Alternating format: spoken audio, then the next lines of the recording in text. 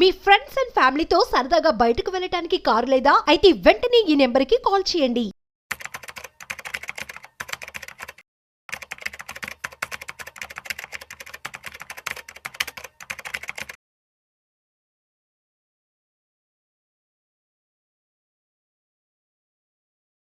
నమస్తేనండి. Welcome to Suman TV. నేను విల్ చక్రధర్. ఇవాళ చూస్తేనండి బయట హెల్త్ ఇన్సూరెన్స్ అందరికి అర్థమైంది చాలా ఇంపార్టెంట్ అని చెప్పి. హెల్త్ ఇన్సూరెన్స్ లేకుండా మనం కనుక హాస్పిటల్లోకి వెళ్తే ఎంత ఇబ్బంది పడతామో తెలుస్తూ. సో కాబట్టి ఇప్పుడు ఒక ఏజ్ వచ్చిన తర్వాత ఒక 75 ఇయర్స్ ఆ ఏజ్ వచ్చిన తర్వాత ఎలా ఉందండి పరిస్థితి? ముందు నొయ్యి వెనకాల గొయ్యిలాగా ఉందండి. ఇప్పుడు చూడండి కేవలం 5 lakhs పాలసీ, ఒక 5 lakhs పాలసీకి మాత్రమే 75 ఇయర్స్ వాళ్ళకి వాళ్ళు 70,000 ప్రీమియం చెప్తున్నారు. సో ఆ 70,000 ప్రీమియం మనం కట్టాలా అంటే చాలా కష్టం ఆ ఏజ్‌లో. సో అలా కట్టకుండా కనుక ఉండలేము. అలా అని అంత అమౌంట్ మనం బేర్ కూడా చేయలేము. సో కాబట్టి మనం చూస్తున్నాం చాలామంది చెప్తున్నారు ఇవాళ ఇండియాలో కావచ్చు, హైదరాబాద్‌లో ఎస్పెషల్లీ సిటీస్ లైక్ హైదరాబాద్ కావచ్చు, బెంగుళూరు కావచ్చు, చెన్నై, ఢిల్లీ ఇట్లాంటి చోట్ల చాలా పెరిగిపోయాయండి రేట్లు. సో హాస్పిటల్‌లో రూమ్ రెంట్‌లు కూడా బాగా పెరిగిపోతున్నాయి. మినిమమ్ మనం 25 lakhs, 50 lakhs, 1 CR ఉంటే గాని మనం కనుక హాస్పిటల్స్‌లో ట్రీట్మెంట్ కోసం వెళ్ళడం అనేది చాలా హైలీ ఇంపాసిబుల్‌గా ఉంది.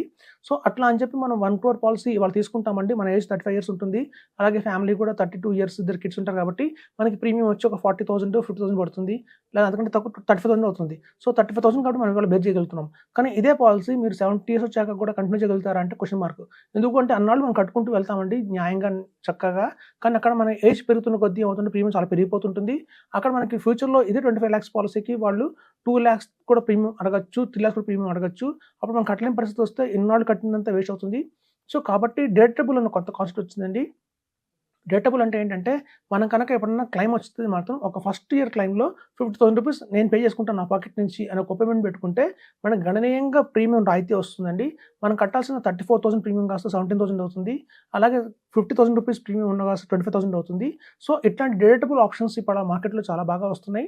చూడండి ఇప్పుడు యాక్చువల్‌గా చూస్తే మీరు కంపేర్ చేస్తే బయట మమ్మల్ని అడిగే క్వెషన్ ఏంటంటే, సార్ ఇన్ని కంపెనీస్ ఉన్నాయి కదా! లైక్ టాటా ఏఐ కంపెనీ ఉంది, బజాజ్ అలయన్స్ ఉంది, ఐసీఐసీఐ లంబార్డ్ ఉంది, స్టార్ హెల్త్ ఇన్సూరెన్స్ ఉంది, హెచ్‌డిఎఫ్‌సి ఇర్గో ఉంది. ఇన్ని కంపెనీస్‌లో మనకి ఎట్లాంటి ఇన్సూరెన్స్ మనం తీసుకోవాలి? దానివల్ల మనకి ఎట్లాంటి లాభం వస్తుంది? ఎట్లాంటి మనకి బెటర్‌గా సర్వీస్ వస్తుంది అని చాలా క్వెషన్ అడుగుతారండి. ఇక్కడ చూడండి ఇన్సూరెన్స్ హెల్త్ ఇన్సూరెన్స్ తీసుకుంటే వాళ్ళు 2గా ఉంటాయండి. ఒకటేమో ఎక్కువ కార్పొరేట్ ఇన్సూరెన్స్ ఇచ్చేవాళ్ళు ఉంటారు. లేదా ఎక్కువ రిటైల్ పబ్లిక్‌కి ఇచ్చే ఇన్సూరెన్స్ కంపెనీస్ కొన్ని ఉంటాయి. సో ఎక్కువ కార్పొరేట్‌ని కవర్ చేసే కంపెనీస్ లైక్ బజాజ్ అలయన్స్ కావచ్చు, ఐసీఐసీఐ లంబార్డ్ కావచ్చు.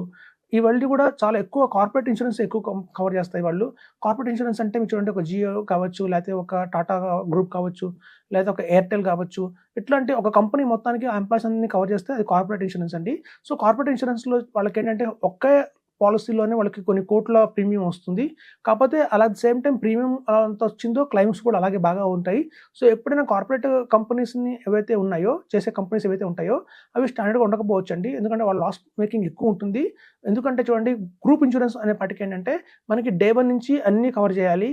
అందులో ఎక్స్‌క్లూజన్స్ ఉండవు. పేరెంట్స్‌ని కవర్ చేయాలి. వాళ్ళు అట్ ద ఏజ్ ఆఫ్ 65 ఉండొచ్చు, 75 ఉండొచ్చు. వెంటనే హార్ట్ ఆపరేషన్ అవ్వచ్చు. అలాగే మెటర్నిటీ కవర్ చేయాలి. డే 1 నుంచి మెటర్నిటీ కవర్ చేయాలి. సో ఎప్పుడైతే డే 1 నుంచి ఎక్స్‌క్లూజన్స్ అన్నీ లేకుండా డే 1 నుంచి అన్ని డిసీజ్ కవర్ చేస్తున్న కంపెనీ పాలిసీ ఏదైతే ఉంటుందో దానికి ఎక్కువ లోడింగ్ అవుతుందండి. ఎక్కువ వాళ్ళు చాలా సఫర్ అవుతారు. క్లెయిమ్స్ ఎక్కువ వస్తాయి వాళ్ళకి. లేదా రిటైల్ పీపుల్ మీద ఎక్కువ ఉందో అంటే ఏ కంపెనీకి అయితే రిటైల్ ఎక్కువ మంది ఉన్నారో అలాంటి కంపెనీలు కొంచెం స్టాండర్డ్‌గా ఉంటాయండి. ఎందుకంటే రిటైల్ మీకు చూస్తే ఆ ఇన్సూరెన్స్ కంపెనీస్ చాలా కండిషన్స్ పెడతాయి. ఫస్ట్ డే 1 నుంచి మెటర్నిటీ కవర్ కాదు. అలాగే ఏదైనా ఎలిమెంట్స్ ఉంటే operations like piles, sinus, hernia, thyroid, gallbladder stones, renal stones, kidney stones ఇలాంటివి ఉంటే అవి 2 ఇయర్స్ దాకా కవర్ కావు. ఇట్లాంటి కండిషన్స్ ఏమైనా ప్రీ ఎగ్జిస్టింగ్ డిసీజ్ కనుక ఉంటే ఆ 3 ఇయర్స్ టు 4 ఇయర్స్ దాకా కవర్ కాదు. ఇట్లాంటి కండిషన్స్ అన్నీ ఉంటాయి కాబట్టి జనరల్‌గా రిటైల్ గ్రూప్ ఎక్కువ కాన్సంట్రేషన్ బిజినెస్ ఏదైతే కంపెనీస్ ఉంటాయో అవి కొంచెం స్టాండ్ బై అవుతాయండి. అట్లాంటి వాటిలో నంబర్ 1 ఏదైనా ఉంది అంటే స్టార్ హెల్త్ ఇన్సూరెన్స్ అని చెప్పుకోవచ్చు. దగ్గర 10,000 crores ప్రీమియం ఉన్న కంపెనీ ఏదైతే కూడా ఉంది అంటే నంబర్ 1గా అది స్టార్ హెల్త్ ఇన్సూరెన్స్ కంపెనీయే. అది ఎక్కువ మొత్తం రిటైల్ పబ్లిక్కే తప్ప కార్పొరేట్ ఎక్కువ చేయదు. సో ఎక్కడైతే కార్పొరేట్ ఎక్కువ చేయదో ఆ కంపెనీ కొంచెం వాల్యూగా ఉంటుంది. అట్ ద సేమ్ టైమ్ మీరు చూస్తే ఇప్పుడు టాటా కంపెనీ తీసుకుంటే వాళ్ళు దగ్గర 500 crores, 1000 crores ఉన్నారండి. సో వాళ్ళు 500 crores రిటైల్ ఉంటుంది. 500 crores మనకి వచ్చి కార్పొరేట్ కూడా ఉంటుంది. సో మీరు చూస్తే మొత్తం ఇండియాలో కనుక మనం మార్కెట్ క్యాపిటలైజేషన్ తీసుకుంటే 50% of the business is going for star health. మిగతా 30 కంపెనీస్ అనేది అన్ని కంపెనీస్ కలిపి మిగతా 50% షేర్ చేసుకుంటున్నాయి. సో ఇదే కంటిన్యూ అవుతుంటుందండి నెక్స్ట్ ఒక 3, 4 ఇయర్స్, 5 ఇయర్స్, 6 ఇయర్స్ కూడా. ఇప్పుడు చూడండి ఒక టైంలో కొన్ని కంపెనీస్ ఎలా ఉంటాయంటే ప్రతి ఒక్క కంపెనీ దగ్గర చాలా పాలిసీస్ ఉంటాయి. లైక్ ఇప్పుడు స్టార్ హెల్త్ ఇన్సూరెన్స్ తీసుకుందాం. వాళ్ళ దగ్గర ఉన్న మెడిక్లాసిక్ ఇన్సూరెన్స్ కావచ్చు, ఫ్యామిలీ హెల్త్ కావచ్చు, లేకపోతే సీనియర్ సిటిజన్ రెడ్ కార్పెట్ కావచ్చు. ఇందులో చూస్తే మీకు చాలా కో పేమెంట్స్ కండిషన్స్ చాలా ఉంటాయండి. అందులో మనకి క్లెయిమ్ మొత్తం రాదు, 80% వస్తుంది. ఎందుకు అంటే అట్లాంటి ఆ పాలిసీస్‌లో ఎక్కువ శాతం మనకి లిమిట్స్ అనేవి ఉంటాయి. సబ్ లిమిట్స్ అవి చాలా ఎక్కువగా ఉన్నాయి. చాలా మందికి తెలియక స్టార్టింగ్‌లో తీసేసుకున్నారు ఆ పాలిసీస్‌ని. మీకు తర్వాత అర్థమైంది అందులో చాలా మటుకు కో పేమెంట్స్ ఉంటాయి, చాలా డిడక్టబుల్స్ ఉంటాయి. అలాగే మనకి ఏంటంటే ఎక్కువ కట్టింగ్స్ ఉంటాయి అని చెప్పి అర్థమైంది. సో అదే స్టార్ హెల్త్ ఇన్సూరెన్స్ దగ్గర కనుక కాంప్రహెన్సివ్ పాలసీ కావచ్చు, ఎష్యూర్డ్ పాలసీ కావచ్చు, కొత్తగా వచ్చిన సూపర్ స్టార్ పాలసీ కావచ్చు, ఇట్లాంటి వాటిల్లో అసలు లిమిట్స్ అన్‌లిమిటెడ్ అండి. అందులో కట్టింగ్స్ కూడా ఏముండవు. సో ఇట్లాంటి పాలిసీస్ తీసుకుంటే మాత్రం మీకు ఎటువంటి క్లెయిమ్ విషయంలో ఇబ్బంది రాదు. ఈవెన్ రీసెంట్‌గా ఒక అపోలో వాళ్ళు కూడా ఒక మీటింగ్ కండక్ట్ చేశారు. ఒక వైరల్ అవుతుంది ఇప్పుడు బాగా అనేది. వాళ్ళు కూడా స్ట్రాంగ్‌గా చెప్తున్నారు స్టార్ హెల్త్ బాగుంటుంది అని చెప్పి. సో అదండి యాక్చువల్‌గా ఏంటంటే మనకున్న ఒక కంపెనీని తీసుకునేటప్పుడు చూడాల్సింది ఏంటంటే ఎంత కార్పస్ ఉంది వాళ్ళ దగ్గర అని చూడాలి.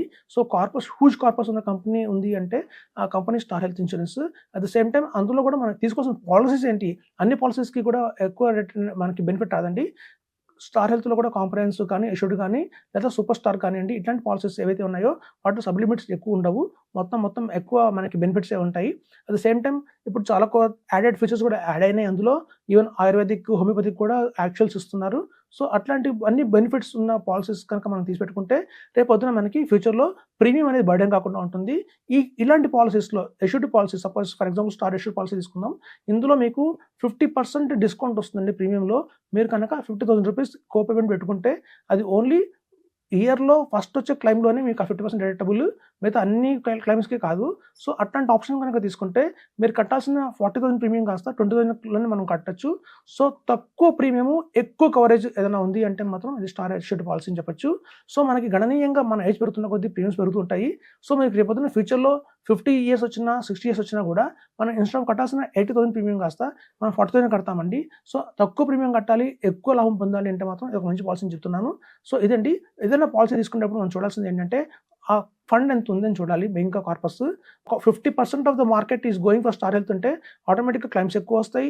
ఆటోమేటిక్‌గా ఎవ్రీడే మనకి ఎక్కువ మంది కాల్ చేస్తుంటారు. ఎక్కువ మంది క్లెయిమ్స్ కూడా వెళ్తుంటారు. కాబట్టి కొంచెం డిలే ప్రాసెస్ జరుగుతుంటుంది. అట్ ద సేమ్ టైమ్ ఏంటంటే ఇప్పుడు ఇంప్రూవ్‌మెంట్స్ చాలా జరుగుతున్నాయి. గతంలో క్లెయిమ్స్ విషయంలో కొంచెం ఇష్యూస్ పడ్డారు. అది అందరికి తెలిసిన విషయమే. కానీ ఇప్పుడు మేము చూస్తున్నాం చాలా బాగా రోజుకి క్లెయిమ్స్ కొంచెం సెటిల్‌మెంట్ చాలా ఫాస్ట్‌గా అవుతున్నాయి. టెక్నాలజీ మార్చారు వాళ్ళు. ఇప్పుడు కొంచెం మంచి సర్వీసెస్ ఇస్తున్నారు. సో ఇప్పుడు వన్ ఆఫ్ ద బెస్ట్ కంపెనీగా చూడండి. ఒక హాస్పిటల్ వాళ్ళు ఏం చెప్తున్నారంటే మా దగ్గరికి 10 కార్డ్స్ వస్తే హెల్త్ ఇన్సూరెన్స్ కార్డ్స్ అందులో 7-8 స్టార్వే ఉంటున్నాయని చెప్తున్నారు. ఇంకా బ్యాలెన్స్ మనకి వస్తే 1, 2, 3 ఐసీఐసీఐ అన్నీ ఎక్కువ వస్తున్నాయి. కార్పొరేట్ ఇన్సూరెన్స్ ఎక్కువ బయట కంపెనీస్‌కే వెళ్తాయి. సో రిటైల్ పీపుల్ ఎక్కువ తీసుకుంటుంది మాత్రం స్టార్ హెల్తే. ఇది రాబోయే రోజుల్లో కూడా ఇలాగే పర్ఫార్మెన్స్ కంటిన్యూ అయితే మాత్రం ఒక డే ఒక మోనోపోలీ అవుతుందని చెప్పొచ్చు. సో ఇది బెస్ట్ కంపెనీ అని రికమెండ్ చేస్తున్నాను. సో ఇందులో కూడా మీరు స్టార్ ఎష్యూర్డ్ తీసుకోండి. అందులో కూడా మీరు డిడక్టబుల్ పెట్టుకోండి. అత్యధికంగా మీ ప్రీమియం చాలా తగ్గుతుంది.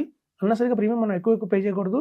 సో చూడండి మనకి ఎక్కడే 30,000 ప్రీమియం పే చేయాల్సిన చోట మనం 15,000 ప్రీమియం పే చేస్తున్నామంటే మనకి ఆల్మోస్ట్ మనకి మంచి బెనిఫిట్ వచ్చినట్టే.